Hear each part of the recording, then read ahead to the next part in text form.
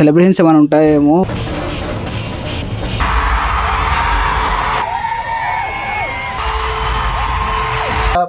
Cut లాగా చెప్తా.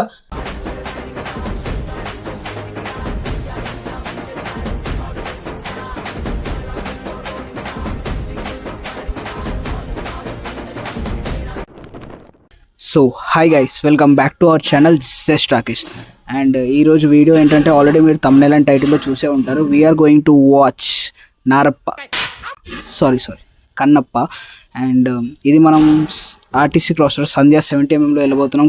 And let's see whether అక్కడ సెలబ్రేషన్స్ ఏమైనా ఉంటాయేమో, cause it's Prabhas movie right.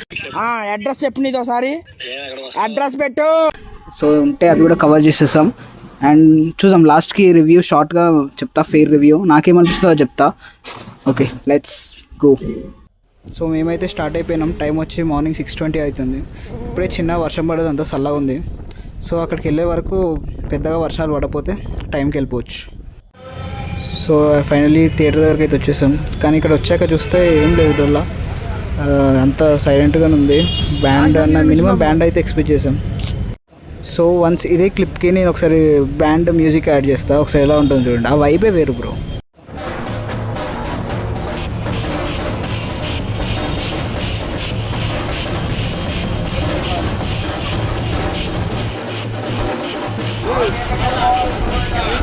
And లోపల నేను మోస్ట్లీ ఏం క్లిప్స్ అన్నీ కవర్ చేయకపోవచ్చు, ఎందుకంటే అసలే స్నో అన్న మొన్న టీజర్కి అందరికీ స్ట్రైక్ వేసాడు. సో మోస్ట్లీ ఆ వైబ్ అయితే కవర్ చేయడానికి ట్రై చేస్తాను.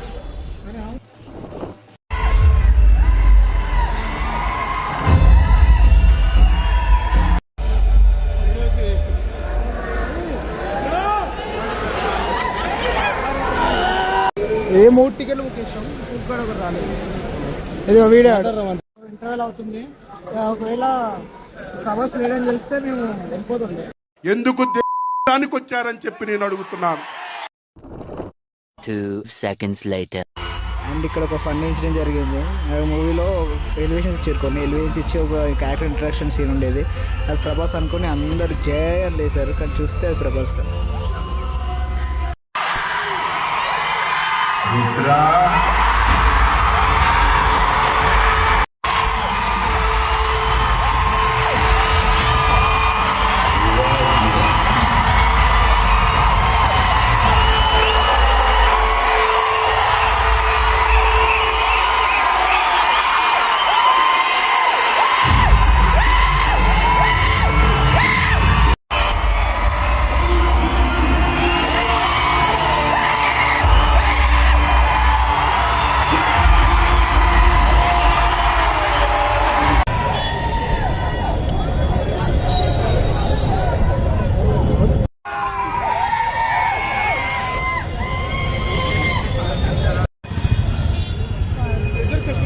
ఇద్దరు షూలు వేసుకురు.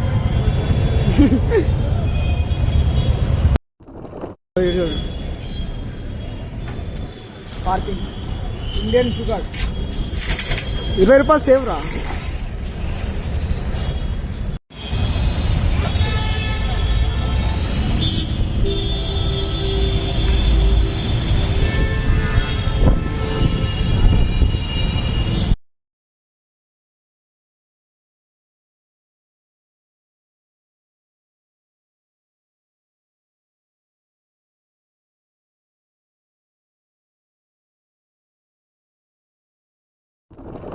నేను ఇప్పుడు నా ఎక్స్పీరియన్స్ ఎట్లా కట్ లాగా చెప్తా.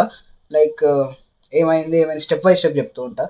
ఓకే, ఫస్ట్ అయితే థియేటర్కి వెళ్ళాక ఫస్ట్ 20 minutes ఓకే బాగుంది, ఐ లైక్ ఇట్. అప్పుడు స్టార్ట్ అయింది బ్రో.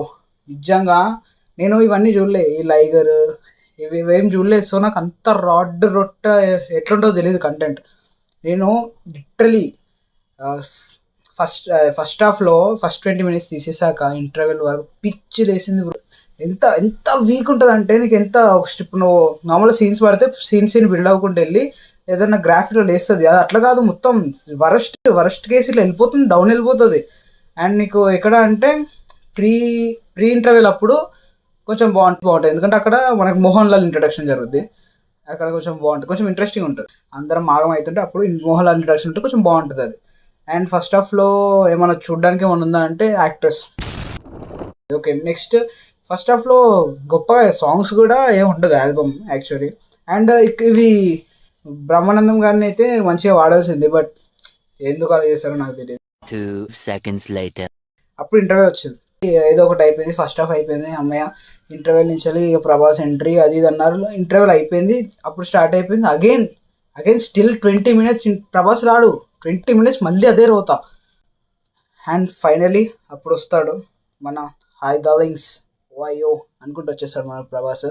అండ్ అప్పుడు స్టార్ట్ అవుద్ది బ్రో అసలైన మూవీ. ఇంటర్వెల్ తర్వాత 20 minutes స్ట్రీమ్ చేశాక ఇంటర్వెల్ తర్వాత నుంచి క్లైమాక్స్ వరకు సూపర్, చాలా గుడ్. ఎంత బాగుంటుంది అంటే విజువల్స్, మంచన్న యాక్టింగ్, ఇంకా మ్యూజిక్, ప్రతి ఒక్కటి సూపర్ ఉంటుంది అసలు.